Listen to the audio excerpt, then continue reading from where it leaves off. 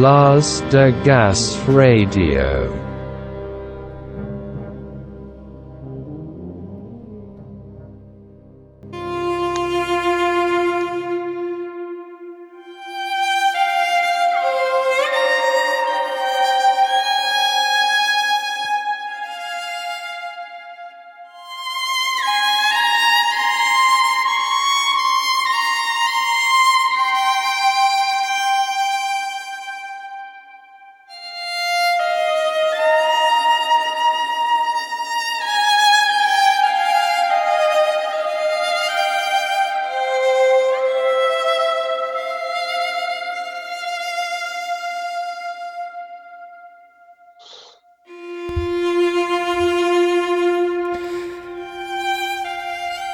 ¿Recuerdas la primera noche que dormiste en el circo?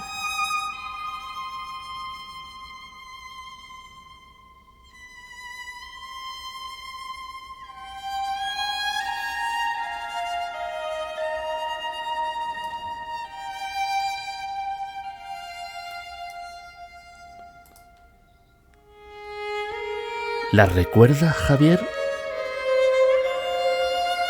Perfectamente. ¿Cuántos años tenías?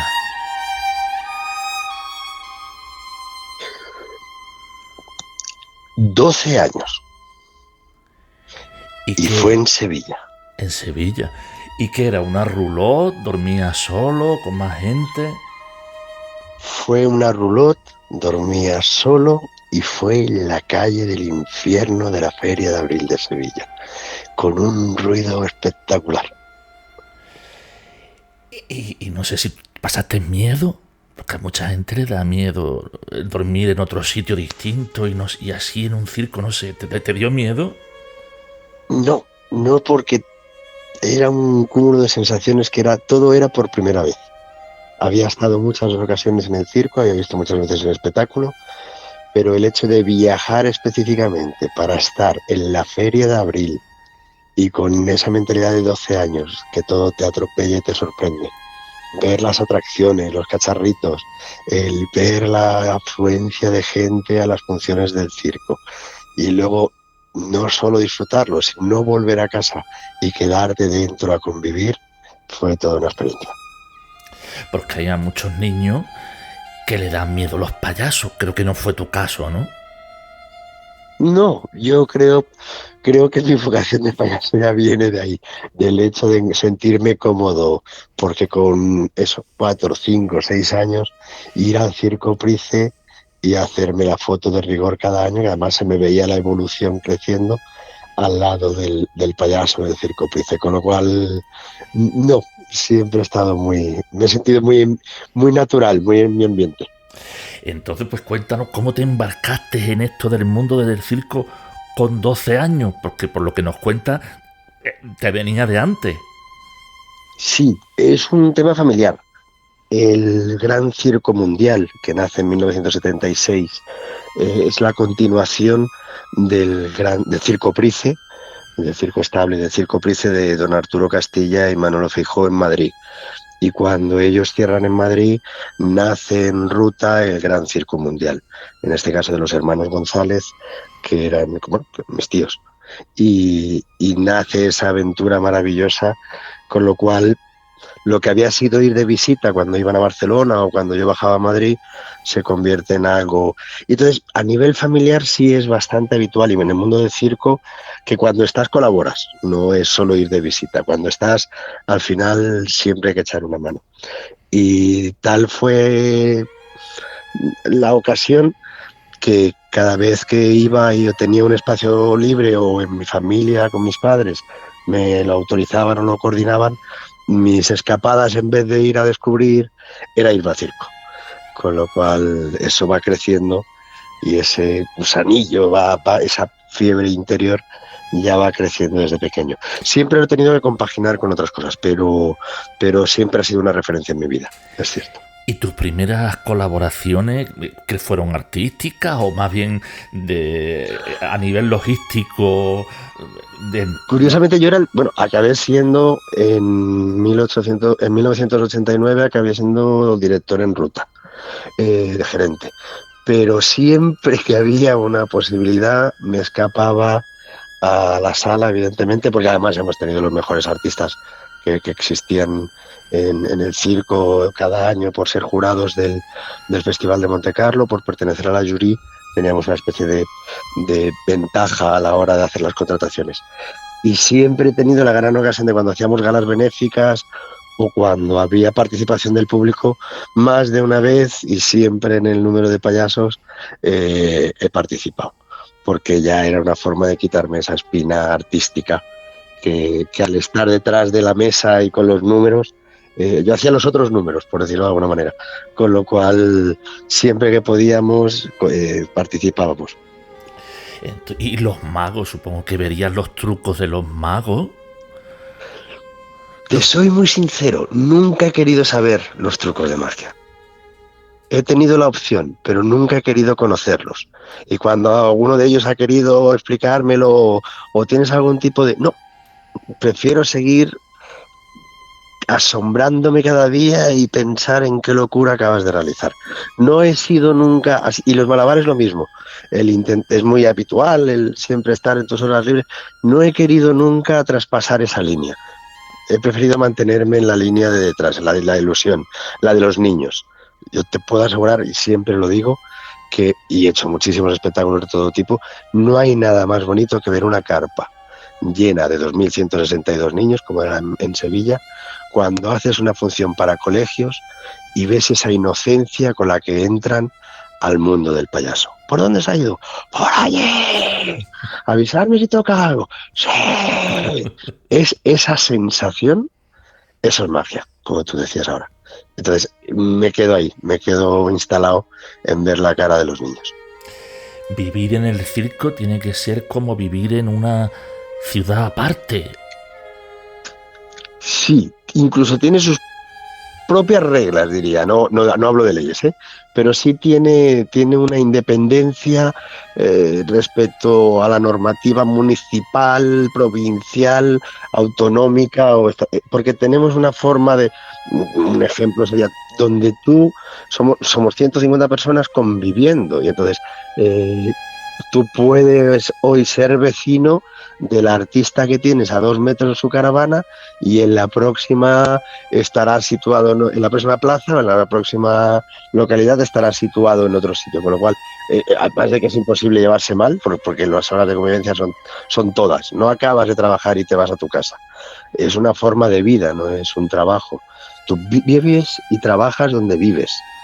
Entonces es inevitable que se forme una y de hecho cuando un año después o 2 años después finaliza un contrato y un artista, se convierte en un verdadero drama. Es decir, van cambiando, tú vas conociéndolos, pero tienes que tener esa mentalidad fría de decir, bueno, durante 2 años, 3 años de tu vida te acompaña, pero son capítulos que luego van cerrándose, ¿no?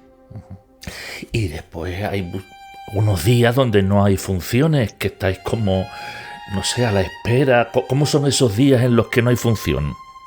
No creas, son casi tan... Los lunes, en este caso que sería el día más ligero o suave por no haber función, son los días con más trabajo, porque aunque no haya función de cara a público, hay que revisar todo el material, hay que hacer una limpieza exhaustiva, hay que preparar toda la campaña promocional, hay que hacer los números, hay que hacer toda la contabilidad de todo lo que ha ocurrido ese fin de semana, que es cuando más fuerte es, y mandarlo a las oficinas de Madrid, a la que no le puedes mandar solo datos porque no entenderían. Hay que preparar las entrevistas, la promoción, ya estás mandando a gente a visitar la siguiente localidad para que esté todo preparado para cuando tengas que llegar, y hay 1000 permisos que hacer y 1000 permisos que solicitar. Con lo cual, no, de cara a público puede estar cerrado, pero el organigrama interior sigue siempre. Y luego los chavales eso, viven y trabajan en el mismo sitio, y que bajas un poco el ritmo, pero yo, bueno, quiero creer que es un poco como una selección de fútbol, un equipo de fútbol, ¿no? Después de ganar pues el Real Madrid y la Copa de la Liga, ya están pensando en el martes y sí, teóricamente podría parecer que el domingo era un día de descanso, pero nunca lo acaba de ser.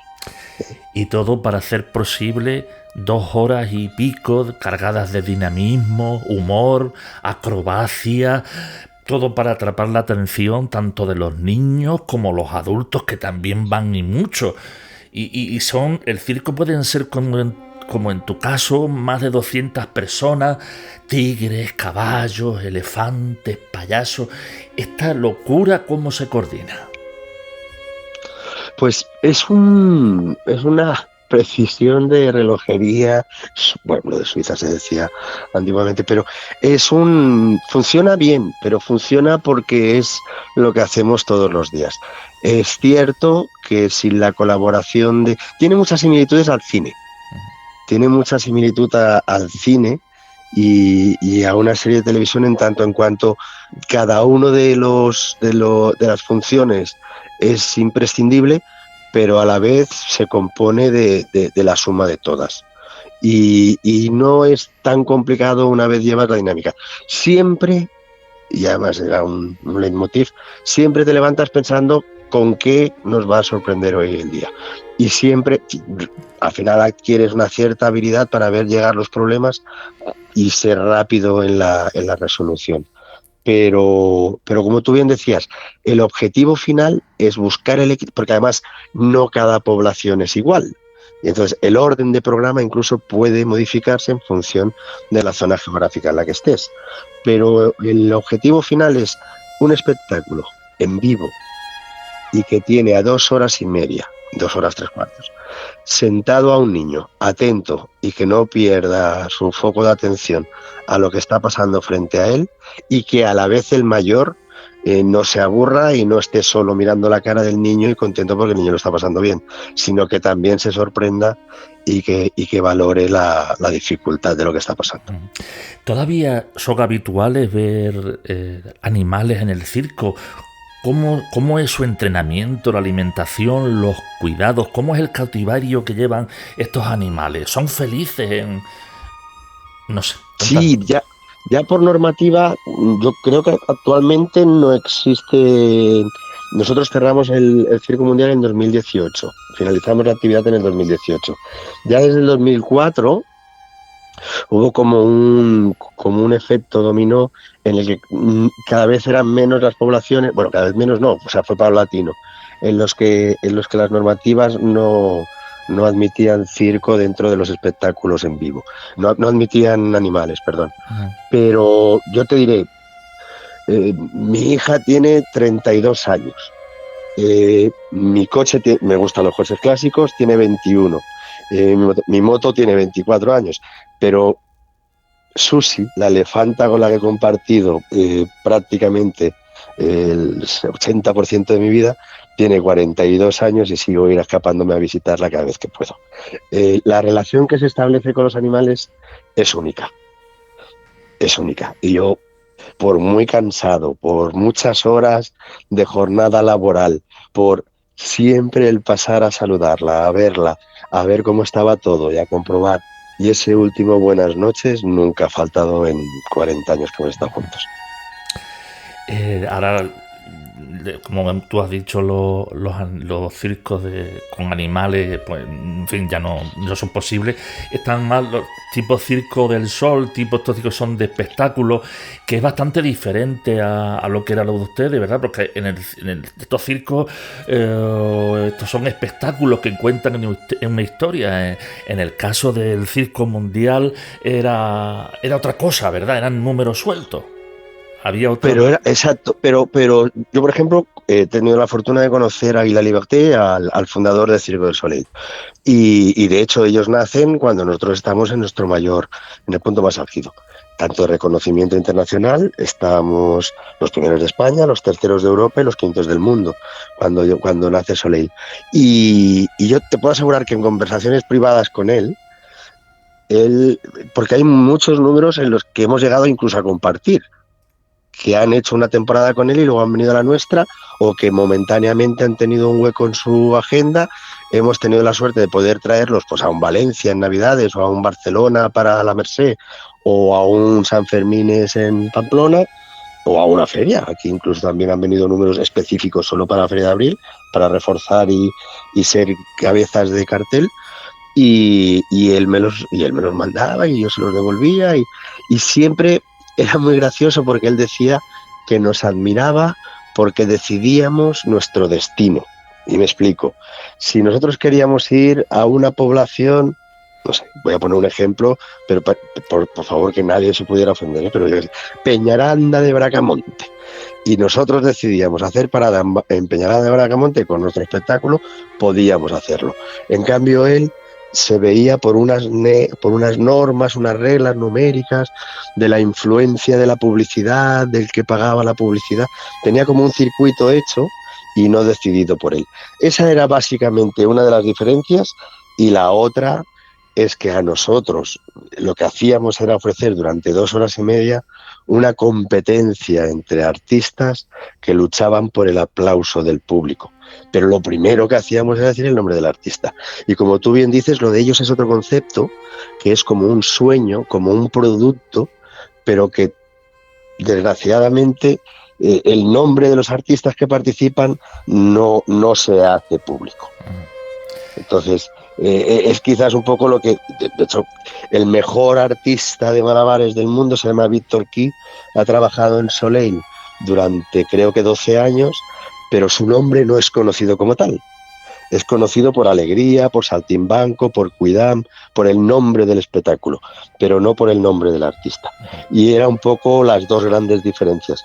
Pero claro, estamos comparando que si nosotros éramos, no sé, por decir marcas, Gaseosa, y éramos la Nacional, estábamos compitiendo pues contra la más grande de las empresas de cola del mundo. Entonces, es evidente que el volumen, ellos han tenido 12 espectáculos a la vez en el mundo girando y rotando. Nosotros nunca hemos tenido más de 3 compañías en movimiento a la vez. Es que estamos hablando naturalmente de uno de los circos más importantes que teníamos, que es el Circo Mundial, Circo Price primero, después el Circo Mundial, y ahí desde luego tanto para los animales y para todo, pues no sé si las cuentas irían bien, que todo estaría perfecto, porque no sé si las cuentas llegarían a cuadrar en algún momento. Supongo que sí, ¿no? Porque si no, esto no hubiera durado tanto tiempo, ¿no? Sí. Solo puedes hacer 42 años de historia si haces las cosas bien y si las cosas funcionan. Otro tema es que efectivamente los gastos, piensa que nosotros el 35-40% del personal era para el cuidado de animales, y que los animales, el gasto que conlleva es enorme. O sea, 4 elefantas, 14 felinos, 16 caballos de alta escuela. O sea, es un gasto que nosotros asumíamos felices. Pero llega un punto en que se hace difícil la viabilidad, porque siempre hemos trabajado, por ejemplo, como ejemplo, nuestra entrada más cara nunca podía ser más alta de precio que la más barata del Soleil, por norma nuestra interna.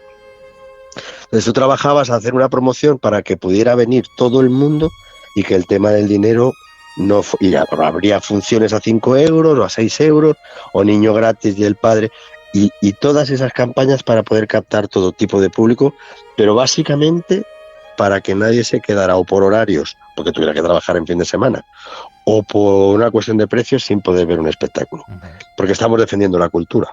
Claro. Al final no nos olvidemos que somos cultura y que como tal nuestra obligación es hacer que sea accesible y universal.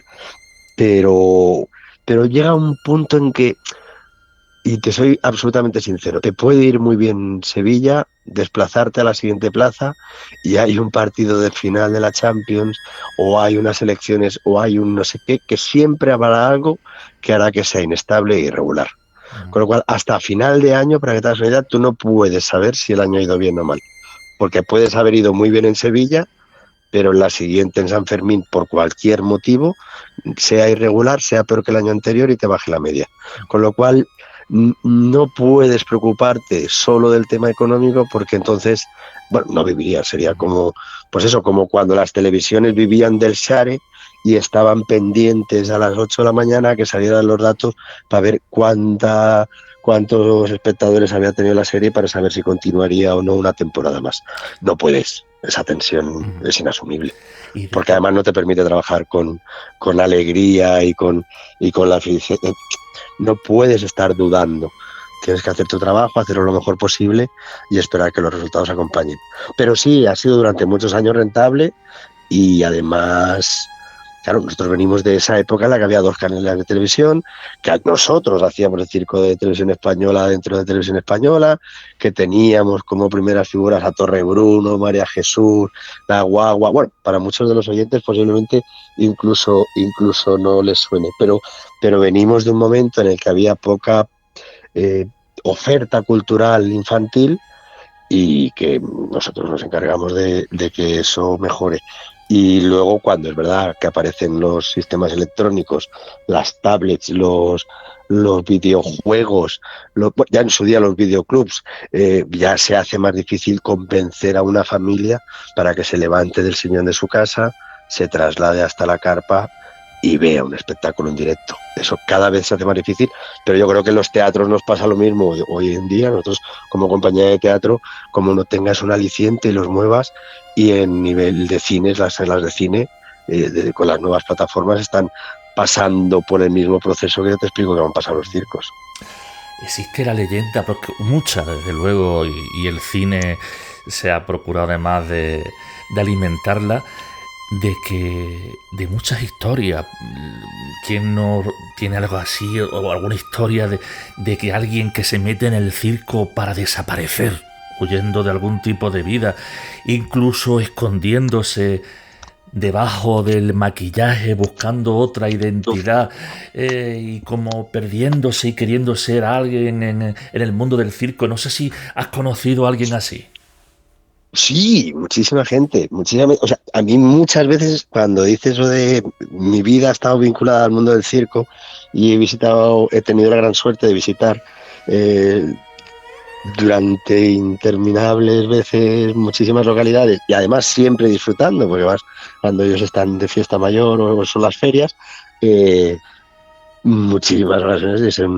Todo el mundo yo creo que ha tenido en algún momento de su vida romántico, a los que no les gusten los payasos no, eso es evidentemente no, pero que ese punto romántico de irse a la aventura, enrolarse con un circo y conocer mundo y abandonar la vida pasada, pero no porque simplemente por la aventura. Yo continuamente he conocido gente que me ha dicho pues te envidio, entonces dices bueno, no es para... Y es muy curioso que los profesores de la escuela del circo eran profesores del Ministerio de Cultura en este caso, y que hacían las solicitudes para poder no tener una plaza fija en cualquier sitio, sino que nos sorprendía la cantidad de gente que le pedía al Ministerio: quiero irme al Circo Mundial como profesor y estar un curso, al menos un curso, estar con ellos y con los chavales del circo. Sorprendente, te sorprendería. Hay una canción de Charles Chaplin, precisamente de la película El Circo, Sweet Little Girl, que dice algo así: balancéate pequeña, balancéate alto, hacia el cielo, y nunca mires al suelo. Si buscas el arco iris, mira arriba, al cielo. Nunca encontrarás el arco iris si miras abajo. Qué bonito, qué bonito. Swing, little girl, swing high to the sky, and don't ever look at the ground.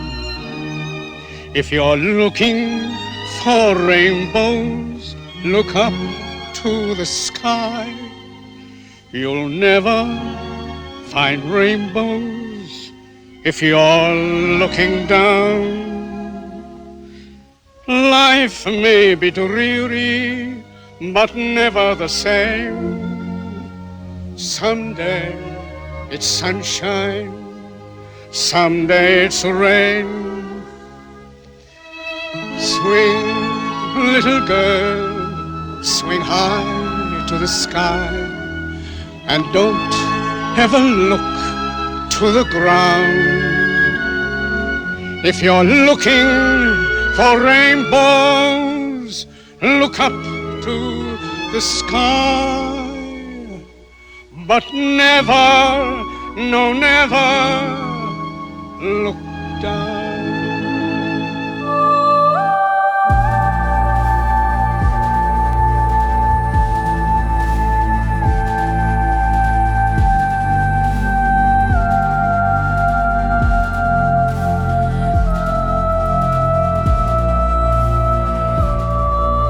Hoy en Luz de Gas Radio nos acompaña Javier Almeda, actor de cine, teatro y televisión. Nació en Madrid el 5 de diciembre de 1966. Ha estado muchos años relacionado con el mundo del circo hasta que se pasó a la interpretación, en la que lleva más de un centenar de proyectos entre largometrajes, cortometrajes, series, programas y obras de teatro. Ganador como actor en el Festival Internacional de Cine de Sitges y como productor en el Festival de Cine de Málaga. En el año 2010 crea una productora de temática social, Alma Twist Productions, que se convierte en compañía teatral en 2018 tras 7 largometrajes, numerosos cortos y 2 obras de teatro. Desde 2018 reside en Sevilla, centrado en el teatro, y junto a Manuela Luna protagoniza la obra Alfonsina, La muerte y el mar y Los Quinteros, en ambas producciones en gira. En cartera tienen además 3 obras de adultos y 5 infantiles. Ambos son académicos fundadores en la Academia de las Artes Escénicas de Andalucía. Hoy abrimos el telón con Javier Almeda. Toño, no está bien lo que has hecho. Tu madre está triste. Estas cosas no son para niños. Cuando seas mayor lo entenderás. Ahora voy a guardarlo en esta caja y será nuestro secreto. Llegará un día en que estés preparado para esto. Lo ideal sería que te llevaras algo que te dejaran señalado, ¿sabes? Borra esa sonrisita que parece que te gusta. Comprende que un par de señales serán tu mejor coartada. Así que tú decides que prefieres un pinchazo o que te partan la cara. Y en todo ese tiempo lo que se me quedó grabado es una lección que me enseñó mi padre. La paciencia del cazador. Haga frío o calor, ya sea invierno o verano, la lluvia o el sol abrasador que me su rostro, el cazador siempre está ahí, al acecho, esperando a su presa. Y si es constante y tiene paciencia, normalmente logra su objetivo. Ya a este cazador le ha llegado su hora. Por fin va a cazar la presa que lleva tanto tiempo esperando. Ni lo intentes. Ni lo intentes. Me da igual haber perdido a Carmen. Eso es lo de menos. Pero amigo, sabes que eso es algo que no puedo perdonarte.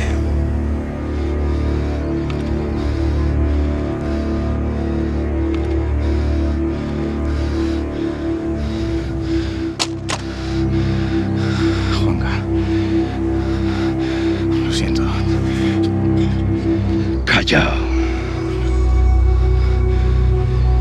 Arrodíllate. Por favor. Por favor. No me lo hagas repetir 2 veces.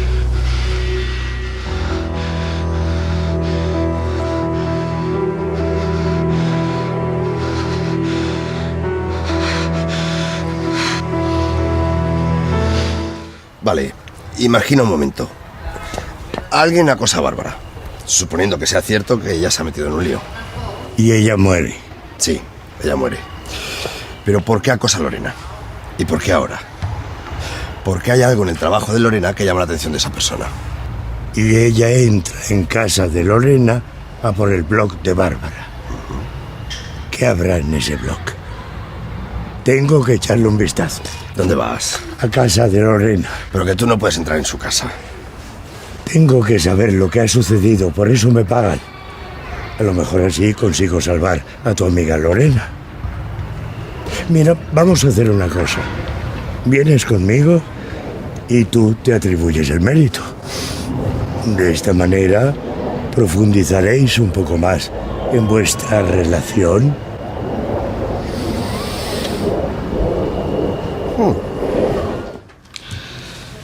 Señorita, ¿tiene usted pareja? No, pero tampoco creo que eso venga al caso. Señorita García, sí viene al caso. No queremos tener una sorpresa y que a los 2 meses de estar con nosotros solicite usted la baja por maternidad. Me alegro de decirle que no quiero verle más por aquí. ¿Todo bien entonces? Sí. Su médico de cabecera le hará el seguimiento anual, pero a mí ya no me necesita. Su corazón se ha recuperado estupendamente. Estoy asombrado. ¡Qué alegría, doctor! Entonces puedo hacer vida normal. Por supuesto. Lo que menos le conviene es vivir obsesionado. Ha de tener ilusión, optimismo. Eso sí, deberá empezar a tener hábitos saludables. Pero vida normal a todos los niveles, ¿no? Si se refiere a la sexualidad, con toda tranquilidad. ¿A qué se refiere cuando dice hábitos saludables? Ya sabe, controlar la sal, dieta mediterránea. Dieta mediterránea. En fin, un poco de sentido común. Sí, ya, pero supongo que habrá que seguir alguna... Ya lo has oído, nena. Sentido común. Efectivamente. Pero le juro que yo no he hablado con ella de usted. Se lo juro. Pues estaba bien informada y muy interesada en saber cómo saqué a Catalina Marcos de la cárcel. Vicente, Jessica, esa mujer parece peligrosa. Tranquilo. Usted no tuvo nada que ver con la liberación de Catalina. No me creerá. Bueno, entenderá que es discreto y le dejará en paz, se lo aseguro. Por el bien de todos, eso espero.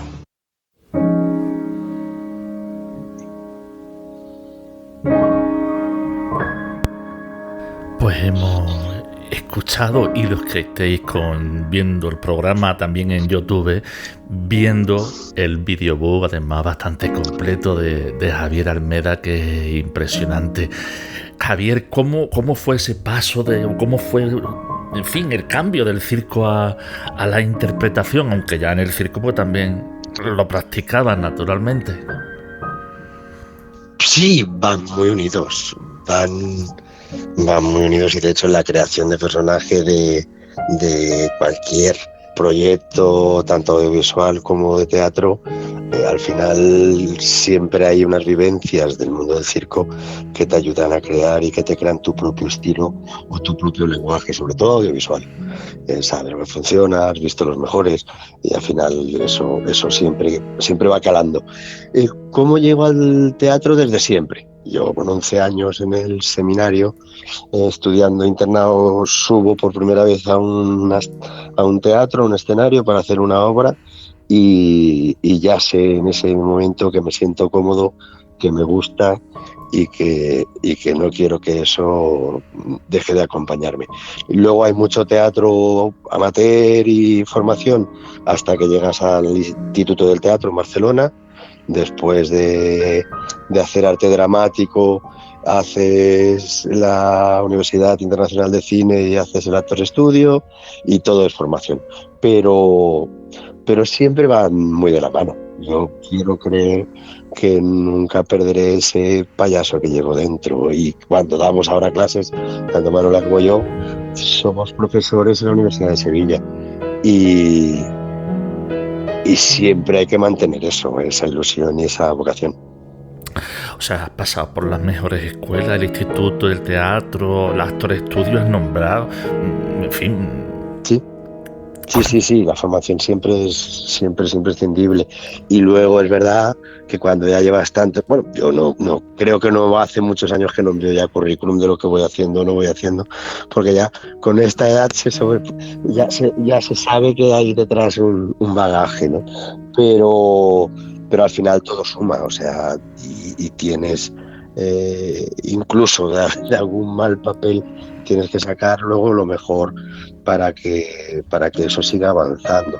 Al final son muchas horas de pilotito rojo de las cámaras y que la televisión en este caso, además yo diferencio mucho, televisión me parece como en el buen sentido de la palabra, es decir, te levantas a las 7, te estás maquillando, a las 9 empiezas tus tomas, hay multicámara, te da mucha agilidad, mucho compañerismo, es muy rápida en el sentido de que tiene que avanzar porque están haciendo capítulo diario o capítulo semanal, pero no hay mucho tiempo, por lo cual tienes que ser muy efectivo y estar muy rápido.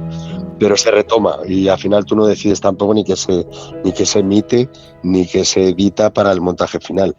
En cine es un poco más el legado, en cine hay algo más de tiempo en cuanto a la creación del personaje, hay una relación que se crea más directa con el director, más que con el realizador de televisión, que tiene que estar más a lo técnico, y con el director, cuando tienes la suerte de poder trabajar conjuntamente un personaje, eso te da una satisfacción que queda y que luego, pues eso, no sé, yo llevo 16, 18, no sé cuántas películas, pero que cuando luego eso dejas el DVD, pues es como tu legado, ¿no? Tu herencia. Y mis nietos, espero que mi hija algún día les ponga, mira el abuelo, las cosas que hacía en el 2010, y que les ponga ahí, pues yo haciendo de profesor de niños en un colegio en Tenerife, o que le ponga haciendo de malote, poniendo voces así de siempre enfadado y siempre malo, y esas cosas que nos suelen pedir. Pero va todo muy unido. Al final el espectáculo en vivo, el teatro es la pasión, y eso siempre va a estar ahí porque te retroalimentas del público. Todo lo demás tienes que ir tú ya con tu armario bien compuesto y con todas tus herramientas preparadas para usarlas. Y dentro de todas estas escuelas que has nombrado, el Actor Studio, donde han estado Marilyn Monroe, James Dean, ¿en esas mismas escuelas has estado? No, es un sistema de estudio, es un método. Igual que en teatro hay infinidad de ellos, ¿no? O sea, Stanislavski es el más conocido de la improvisación, pero hay 1000 maestros y cada uno de ellos te ilumina y te ayuda en el camino enseñándote cómo él ha encontrado la fórmula para hacer las cosas y trabajarlas.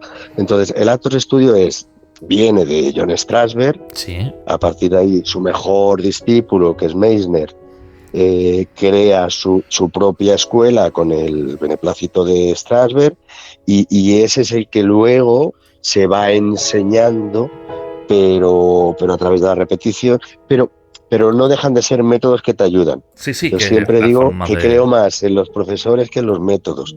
Es decir, si mi hija, por ejemplo, ha estudiado dirección de cine, producción, pero durante mucho tiempo estudió interpretación. Y lo que le recomendaba y la poca influencia que yo podía tener era el decirle, vete con el que hace texto en el Lliure de Barcelona y estate 2-3 semanas que va a hacer un intensivo y aprende de él, pero porque coges el alma y eres una esponja de lo que te están transmitiendo. Pero al final yo he dado infinidad de clases en infinidad de sitios, lo que nos dedicamos es transmitir pasión por esto que hacemos. Y luego lo demás ya llegará. ¿Y cómo fue? Pero tienes que tener pasión, no puedes tener ansia de fama, de ser reconocido o algo así, porque ese no puede ser el motor. ¿Cómo fue lo de crear una productora? Pues una experiencia preciosa y muy bonita. De las cosas mejores que para devolver al destino o al universo lo bien que me iban las cosas. Te cuento, yo tengo la fortuna de hacer un corto de muy poco coste, una producción un low cost de estos, ¿no? De muy poco volumen, y que ganamos el Festival de Sitges porque tenemos la fortuna de que la idea era muy buena y consiguen una estética preciosa con el corto. al recibir el premio de Sitges, ese mismo día en el festival, en la gala de premios y demás, alguien me dice, han preguntado por ti, te van a llamar. Y era para poder incorporarme a Beautiful de Alejandro González Iñárritu, con Javier Bardem, Eduard Fernández, rodeado de Rodrigo Prieto, director de directores de fotografía, Santa Olaya en la música, o sea, rodeado del Star System, ¿no? De algo maravilloso y que dices, ¿dónde estoy? Hay que encajar bien esto. Y empiezo a hacer televisión en Televisión de Cataluña y posteriormente luego paso a Nacional, ¿no? A Madrid con Sin Eterna y Paraíso, etc. Y entonces apoyaba siempre a los chavales que estaban en último de carrera del SCAC, que es la Escuela de Cine de Cataluña. Y entonces como actor siempre me obligaba a mí mismo a colaborar en algún proyecto 1 o 2 al año. Y entonces se acercaba mucha gente a ver si podía ayudar o en producción o en financiarlo. Y siempre decía que sí, siempre encontraba un motivo para decir que sí. Hasta el punto que dije, bueno, tengo que fiscalizar bien esto para que no se convierta en simplemente un mecenas, sino que además luego el problema que tienen muchísimos cortos de este país con muchísima calidad es que no tienen visibilidad, es que luego la promoción no la pueden hacer. Y abrí esa especie de puerta, junto con un muy buen amigo, con Manel Baqué, abrí esa puerta a decir, no vengáis a buscar un dinero para hacer una peliculita o una película larga. Venir con un proyecto y levantar la mano donde vayáis a necesitar una ayuda. Pero la temática tenía que ser, normalmente elegíamos 2 proyectos, un proyecto al año, y el otro quedaba como en reserva. Y siempre, por cuestión de, no sé, por aire, por piel, siempre hacíamos algo de temática social. Y muy contentos, la verdad es que muy contentos. Pero eso, devolver un poquito lo bien que te van las cosas y tener que ayudar a los demás. Ya está. Ese fue el motivo.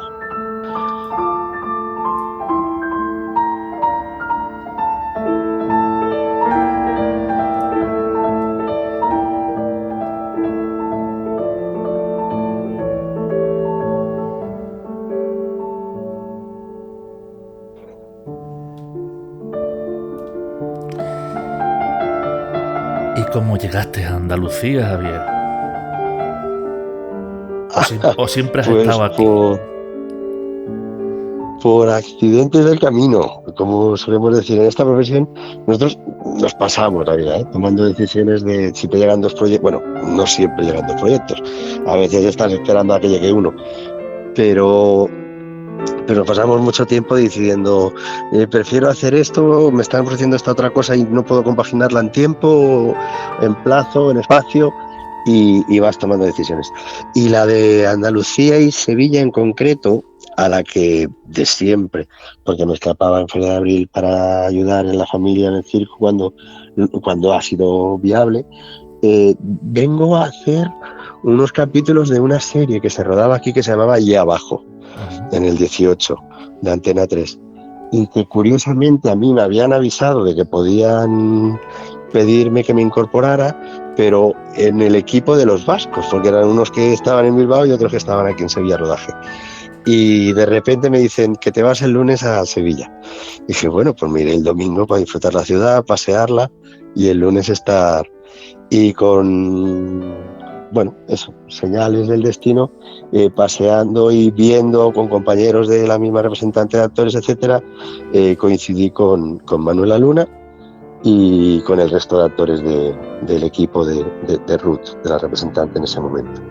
Y me sentí muy cómodo, tanto en el rodaje como ellos, que me lo hicieron muy fácil, y pensé en que un cambio de aires era factible, hasta el punto de que unos meses después cambiaba mi residencia y me traía para aquí la productora, tal cual. ¿Y qué diferencia encuentras, ya que has recorrido tanto mundo, entre otros lugares y estar aquí? Ya sea Andalucía o Sevilla, vamos, en este caso más centralizado en Sevilla. Pues te contaré, a nivel profesional, ¿no? Barcelona, sí. En mi caso, por formación y por muchos años, y Madrid, porque es donde las la mayoría de proyectos. Ahora con lo de las plataformas está más diversificado, por suerte. Pero si no, antes tenías que estar en Madrid. Si no estabas en Madrid y no estabas en la Gran Vía haciendo teatro, no te veían, y si no te veían, no te llamaban, y si no te llamaban, o sea, era una rueda que se autoalimentaba. Y te puede llegar a atropellar.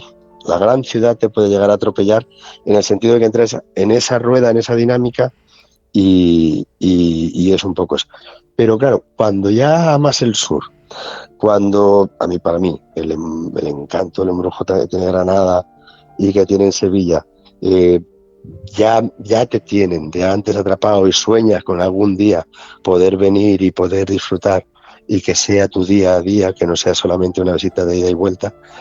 Cuando existe la posibilidad, no fue difícil la decisión, te lo puedo asegurar. Y luego he descubierto, y lo digo con absoluta, que al montar aquí la compañía, el trasladarlo aquí, el buscar nuevos proyectos y el tiempo de aprendizaje de cómo funciona, ¿no?, todos los engranajes de esta cultura en la ciudad de Sevilla, ha sido relativamente corto y muy intenso, pero muy interesante, porque tenéis grandes circuitos, ya no solo el ayuntamiento, sino porque además da igual, ¿no? Yo nunca entro, porque la cultura está por encima, creo, de las ideologías políticas, pero da igual quién esté en cada uno de los despachos y en qué piense o de qué partido o color sea. Tanto Ayuntamiento de Sevilla hace una labor cultural que me parece muy interesante, como Diputación, como la Comunidad de la Junta en este caso, y cuando no te ayuden, lucharás tú con INAEM en Madrid y te meterás en la red de teatros, en la de Castilla-La Mancha, en la de León, o yo acabo de enviar esta mañana, porque la red Comunidad Valenciana abrían hoy la convocatoria para compañías de teatro. Pues hemos lanzado, no la Alfonsina, porque requiere más movimiento y más personal y más estructura, pero sí ese famosos Quintero maravillosos que tantas alegrías nos están dando y que son más logísticamente más fáciles de llevar. Pues hemos mandado la oferta a la Comunidad Valenciana.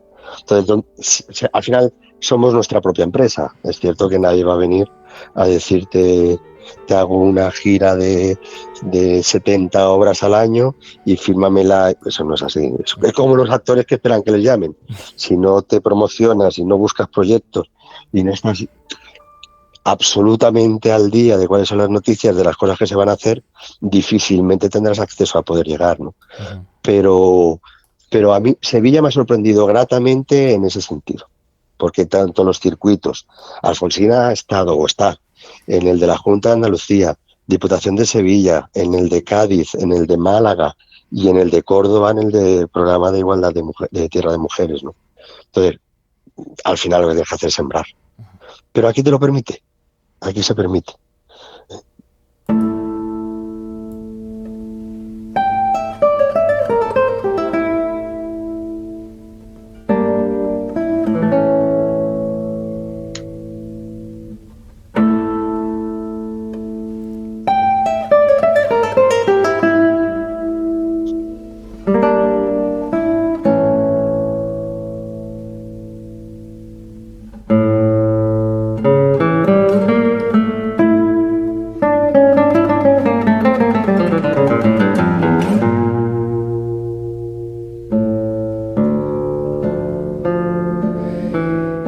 ¿De qué forma la actriz Manuela Luna ha influido en tu vida, Javier?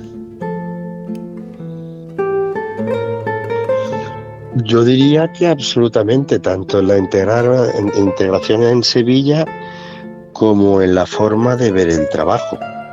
Quizás por venir del mundo del circo y de una complejidad de eso, ¿no?, de un organigrama de más de 100 personas, siempre cualquier proyecto lo valoras mucho, haces muchos estudios de viabilidad previos, etcétera. Y la ilusión y la pasión de cuando yo veo trabajar a Manuela y veo la profesionalidad, me doy cuenta de que todo es más sencillo de lo que a veces, y creo que en todos los ámbitos, nos queremos complicar. Y entonces yo creo, y he trabajado con grandes actrices, Naya, Valverde, he trabajado con gente muy... Pero aún así, la magia que ella tiene y la forma de atacar los personajes que ella tiene y la ves en el escenario y la tranquilidad que te da y las tablas que tiene cuando estás con ella en el escenario, pensé, ya no me bajo más. Y de hecho, mientras pueda, siempre que pueda, coincidiremos en proyectos, porque es muy cómodo y se convierte en alguien al que admiras y con el que incluso en los ensayos, pues a nosotros nos ha pasado, buscábamos una obra, cuando decidimos trabajar juntos, buscábamos una obra y tardamos como 6 meses hasta que nos llegó el texto de Alfonsina. Estuvimos leyendo, no sé, 100 no, pero decenas de proyectos. Y hasta que llegó la Alfonsina nos miramos y dijimos, hemos dado con él. Pero el proceso de prepararla fue tan gratificante como es ahora cada vez que vamos y que ponemos a la gente en pie o que nos aplauden o que les damos ese pellizquito en el alma, como nos gusta a nosotros decir. Y de hecho ya piensas, ¿no?, en 2024, 2020, bueno, la que será nuestra compañera de viaje, la obra que será 2024-2025, pero es una garantía, pero no quiero que suene impersonal. Es la pasión por el trabajo que hace que se convierta en que no sea trabajo. Es el volver a dedicarte a esto cada día y recordar el por qué. Porque te apasiona lo que haces. Eso es Manuel Alba. Creo que además que sois pareja a nivel sentimental. Si te tengo mal entendido, no quiero ahondar en el tema. Sí, sí, pero yo lo desvinculo mucho. Es decir, eso por un lado ayuda en el sentido de que los intereses son siempre comunes y evidentemente no hay egos. Yo trabajo para que Manuela, el personaje de Alfonsina Storni, la obra se llama Alfonsina, la muerte y el mar. Yo podré ser la muerte, podré ser el mar, pero la obra se llama Alfonsina y yo soy un servidor de escena que hace que ella brille. Y en ese sentido no hay egos, no hay más que un compartir ese texto y que hemos trabajado hasta afinarlo y que lleva tantas alegrías dadas, que ella ha sido nominada a Mejor Actriz en los premios Lorca de Andalucía por el trabajo enorme que hace con Alfonsina. O sea, con eso te lo digo todo. Y ahora lo de Los Quintero porque Los Quinteros es un género. Las obras de Los Quinteros se han hecho y se han hecho mucho, y a nosotros nos la pidieron por encargo y fue con la condición de que sea Manuel la Luna el alma de ese costumbrismo andaluz de Serafín y de Joaquín, que estamos celebrando el 150 aniversario del nacimiento, ¿no? Este año el de Joaquín, hace 2 años empezamos con el de Serafín. Y la próxima obra pues se convertirá en Juana de Arco, en Marie Curie o en sea quien sea, pero lo hará de forma... Pero indistintamente, es verdad que hemos compartido la pandemia, nos ha preparado, nos ha hecho tener mucho tiempo para ensayos, para ver, para revisar, pero yo lo separo bastante en el sentido de que es inevitable, ¿no? A la hora de ensayar, ensayamos mientras cenamos, ensayamos mientras o estamos haciendo algo en casa, y a veces nos sorprendemos con frases de nuestros personajes el uno al otro. Pero es que es cierto que no se me ocurriría trabajar con otra actriz o pensar en el nuevo proyecto, o ahora que, por ejemplo, vamos a formar parte, que estaremos el 31 de mayo y el 1 de junio en la Sala Cero, y que vamos dentro de una compañía con más actores y con Agnus Dei, y la compañía, nosotros solo vamos como actores, no somos producción. Y en cambio cuando nos llamaron los dos como diciendo, con vuestra química, con lo que tenéis, nos encajáis perfecto en esta compañía de 6 personajes. Dijimos, pues adelante. Pero eso, y ahora hay algún proyecto así de audiovisual, de yo volver a televisión y ella también, y ahí sí que ya se pueden separar o no los caminos. Pero bueno, luego cuando llegas a casa, la gran ventaja es que tu pareja entienda lo loco, lo difícil, lo irregular y el Dragon Khan, la montaña rusa emocional que significa dedicarte a esto, ¿no? Que si no suena el teléfono te preocupas, que si suena mucho y no puedes hacer las 2 cosas también te preocupas, que cuando tienes mucho te preocupas porque cuando esto acabe, ¿qué tendré? Entonces, esa locura que tenemos los actores, es bueno saber que quien tienes al lado está tan desequilibrado o tan equilibrado como tú.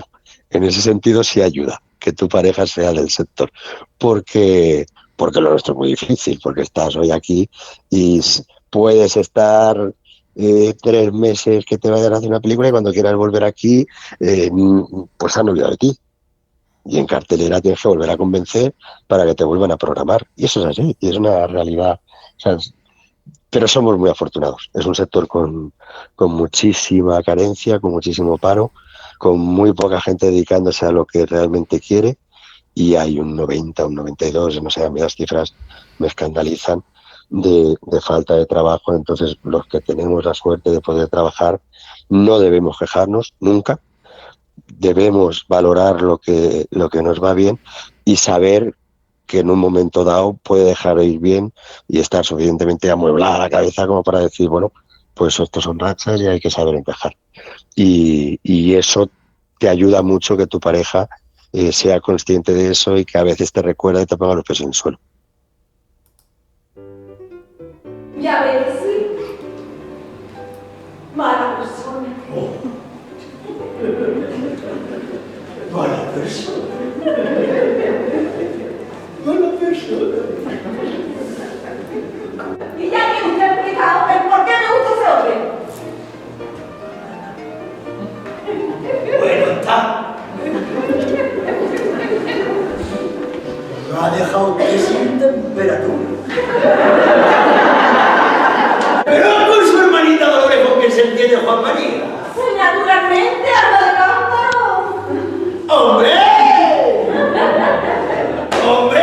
¡Que me vuelve la temperatura! ¡Mira, mira, fotógrafo! Gritos y palabrotas, no que la calle guanche que cogí por donde más coraje te dé. ¡Míralo! Y encima me da la puerta. ¡Mira, Julián! No grite que estamos en la calle. ¡Pues métete dentro! ¡Qué bonita contestación! ¡Y soy yo la gana de pelea! Diga a mi madre lo que quiera. Esto sabe a gloria bendita. ¡Qué gusto estoy! ¡No me había dado cuenta! ¡La cosa para reír! ¡Oye, gracias! ¡Oh, oh, oh! ¡A mi marido se le ha olvidado que hoy hace 7 años que nos casamos! ¡Ay! ¡Pobrecita! Si levantara la cabeza. Era lo único que me faltaba a mí. ¡Ay, Rogelio de mi alma!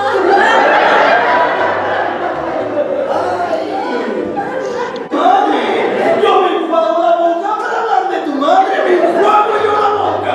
Rogelio de mi alma, tú nunca has sido vengativo, no sea vengativo, no sea vengativo, Rogelio, no eres vengativo, no sea vengativo. Me perdona, ¿verdad? Sí, me perdona, me perdona, me perdona, claro que me perdona. Dime que me perdona, sí, me perdona, me perdona. ¡Ay, Dios mío! La de disparate que yo le encargué también, que le he encargado disparar.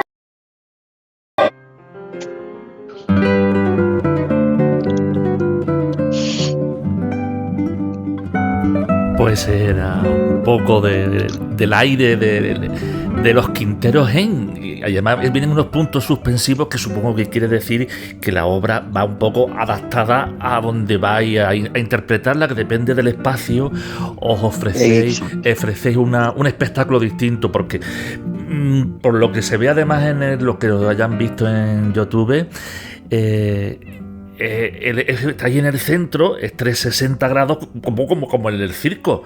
El circo, justo. En la pista central.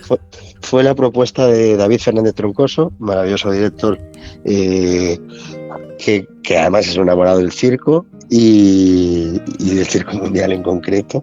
Cuando nos conocimos dijo, ni te puedes imaginar la de veces que hemos pensado en lo difícil que era lo vuestro.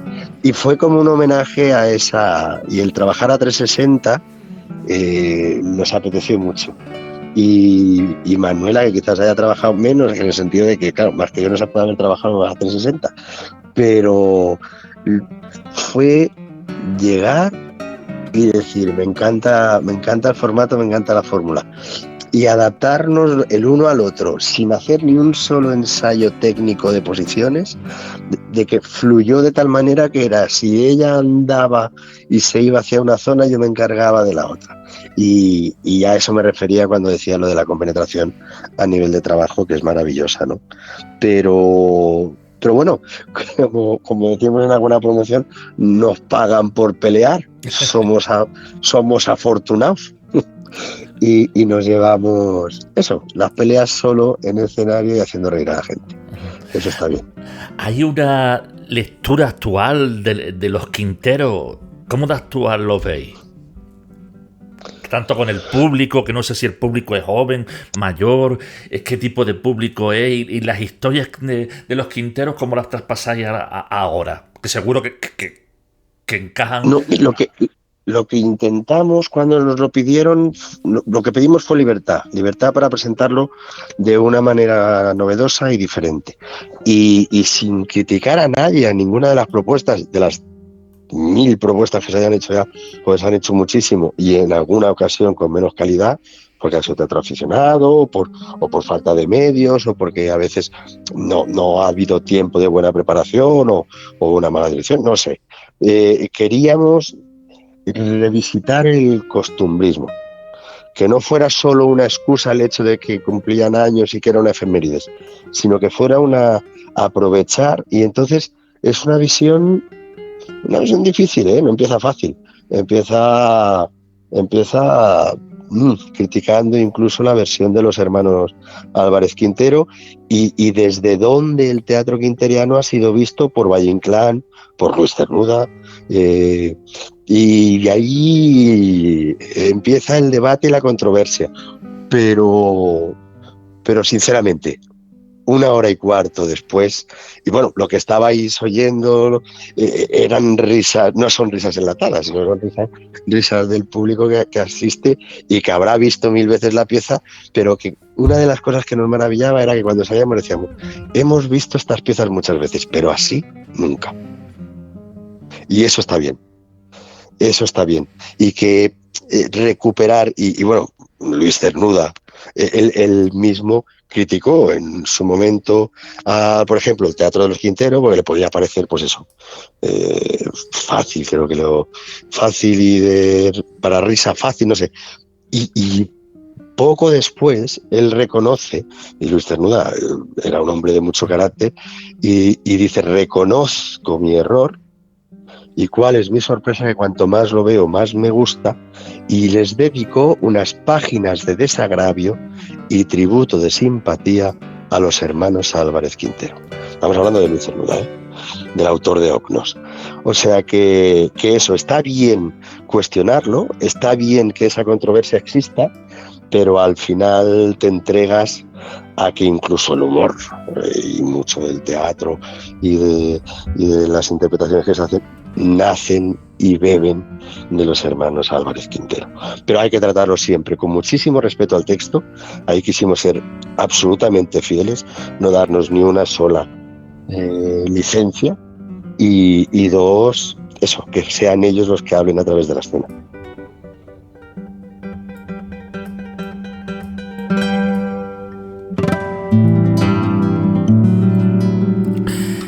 Y nos vamos hasta el mar.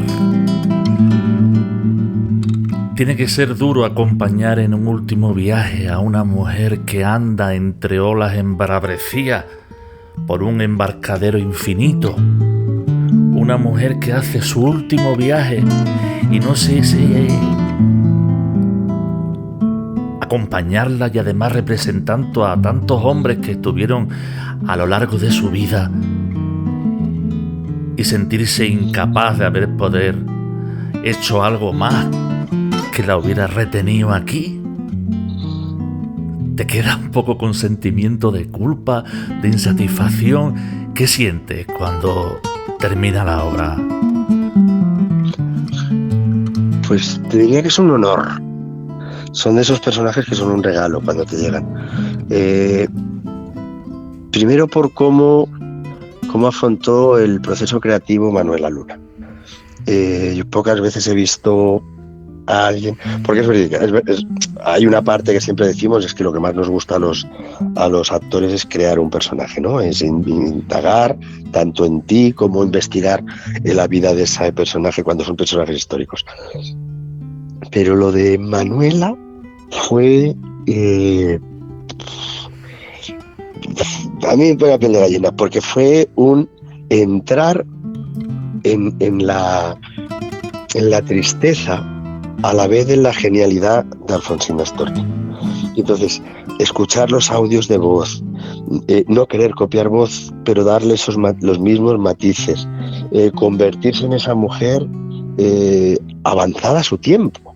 Porque estamos hablando que Alfonsina Storni en 1912 es madre soltera y está en una sociedad de hombres defendiendo los derechos de las mujeres y siendo considerada la mejor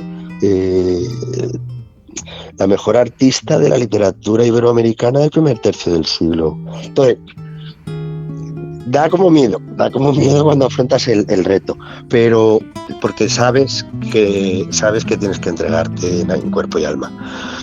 Luego en escena vas descubriendo con los ensayos sensaciones y emociones que tú no habías previsto y que en vez de intentar protegerte dejas que se apoderen de ti. Y entonces yo tengo la gran suerte como servidor de escena y como tú bien decías, de esos personajes que acompañan en la vida de Alfonsina, de impregnarme de cada uno de ellos. Pero ver cómo el personaje de Alfonsina convive con cada una de esas etapas de su vida y ver su dolor, ¿por qué no decirlo? Y ver su dolor y ver cómo se hace grande ella y se autoprotege y luego se autodestruye a la vez, y ver a Alfonsina, en este caso ves a Manuela y ves a Alfonsina, porque es verla en su piel, y es un proceso que yo diré que no más de una vez hemos acabado la obra y cuando llegas al camerino sueltas lastre, sueltas emoción porque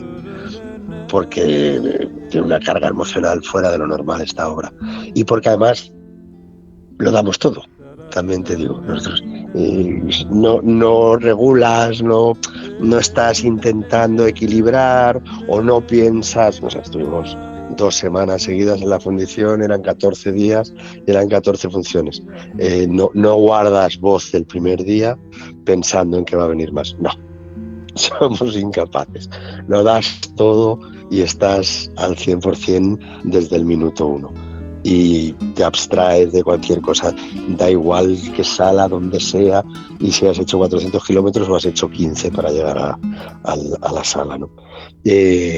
Manuel además es un regalo, con lo cual, y es cierto que esa complicidad después de tantas horas, las funciones no sé cuántas llevaremos, pero yo creo que estaremos a cerca de centenar, pero verla a ella, que es emoción pura y que nos seguimos emocionando y que en el trozo de la historia de amor seguimos pensando en esa mujer que tomó la decisión de no irse con su amante para quedarse y luego se arrepintió, cada uno de los matices de la vida de Alfonsina.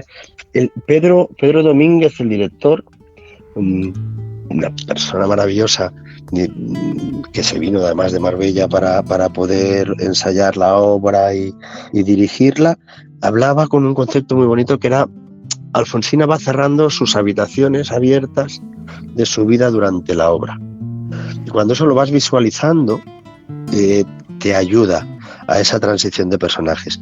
Pero vaya, yo me lo paso muy bien porque es verdad que son 7 personajes y no todos son iguales, con lo cual hay personajes que son un poquito más ligeros y me lo puedo respirar un poco más, pero siempre ayudando a que Manuela esté ahí arriba y que además no nos movemos de escena en ningún momento, no salimos de escena, con lo cual todo lo que pasa en directo, en vivo, y encuentras la sala encogida y entregada. Hay una energía muy bonita. Es de esas obras que notas enseguida que están muy atentos y que no tiene momento de transición para que se liberen y vuelvan. No.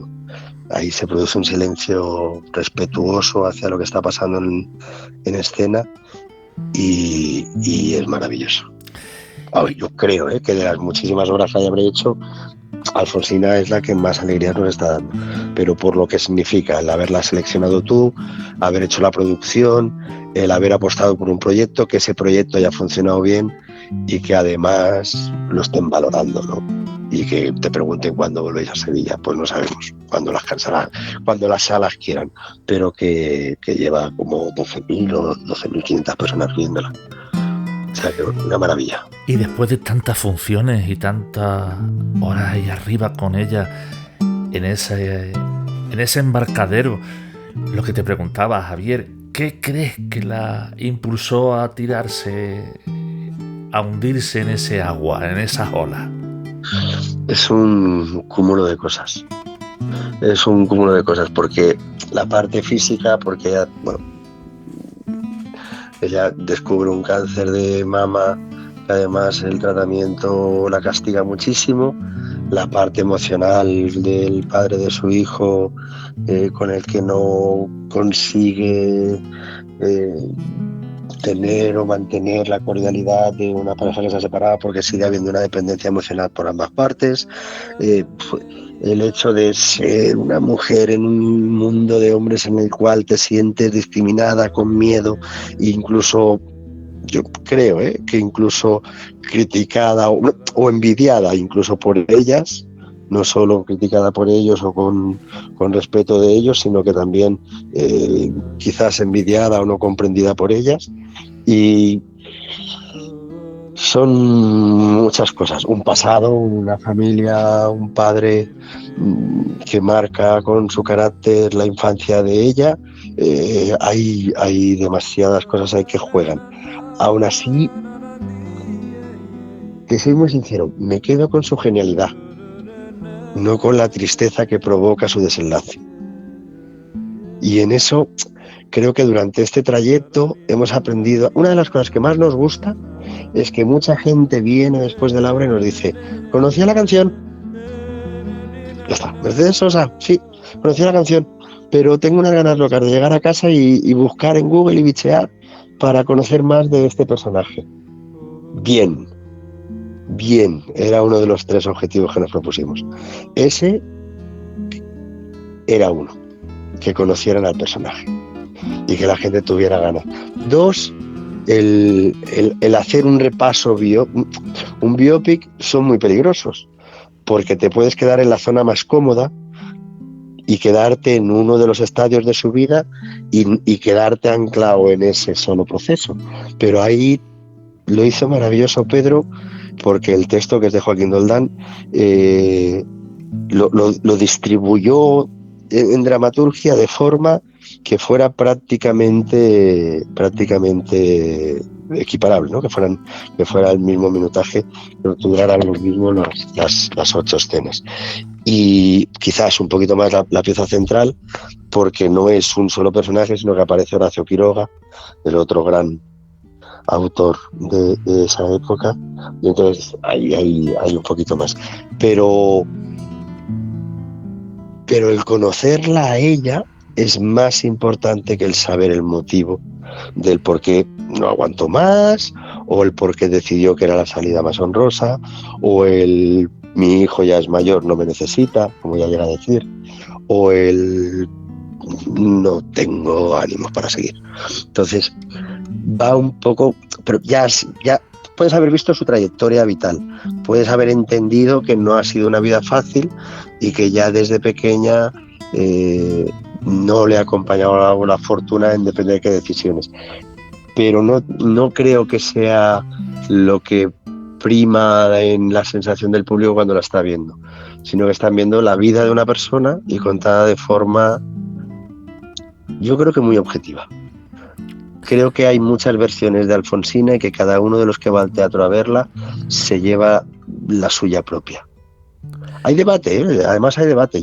Nosotros, después de acabar obra, hemos desmontado escenografía, hemos cargado el camión, paras a tomar, pues eso, la Coca-Cola y las 3 croquetas, porque tienes que volver a casa y te encuentras a gente que ha estado viéndolo y, oye, perdona, y los ves que están debatiendo sobre la obra. Y a mí eso me parece precioso, que el teatro tenga esa función social. A mí me sigue justificando el dedicarme a esto y hacer jornadas de 18 y de 20 horas. Me parece maravilloso.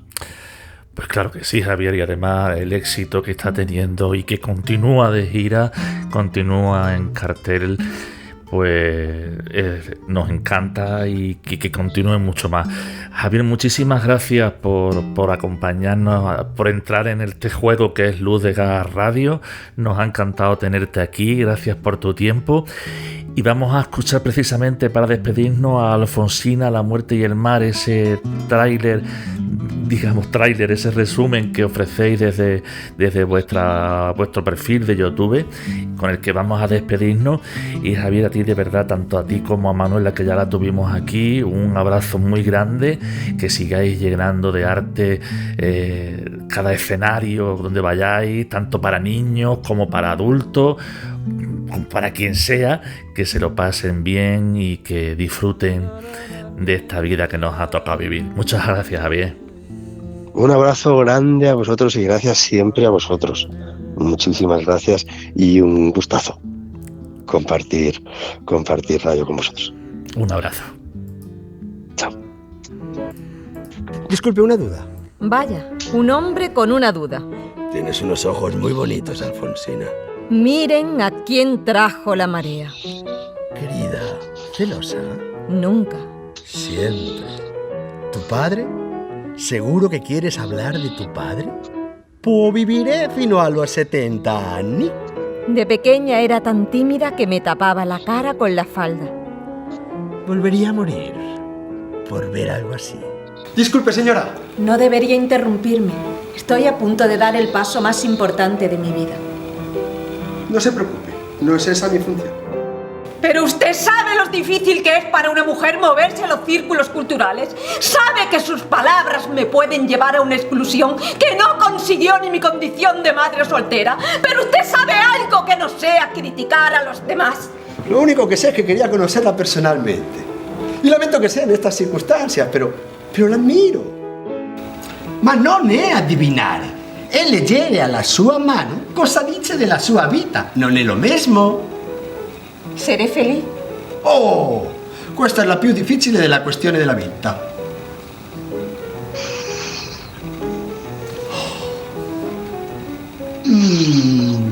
Déjelo. Te dije que vendría y aquí estoy. Pero no pudiste. Y ahora, ¿por qué ha sido? ¿Tu esposa? ¿Tu partido? ¿La familia de tu esposa y la influencia en tu partido? No empieces. Estoy aquí. ¿Qué quieres? Nuestros besos siempre han sido besos de película. ¿Recuerdas el primero, querida? Claro. La peña de los poetas. El juego de las prendas. El reloj. El reloj. El reloj que aún conservo. ¿Quieres hacer los honores? Sí.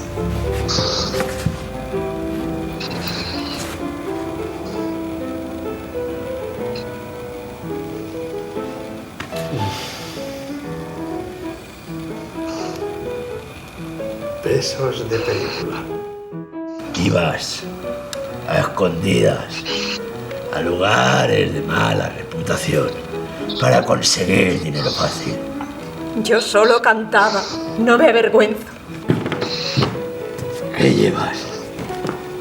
30 años queriendo morir.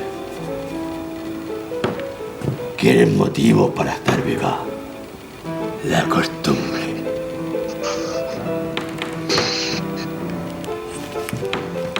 Para no estarlo. La vergüenza. Voy a dormir. Nodriza mía, acuéstame. Luz de Gas Radio.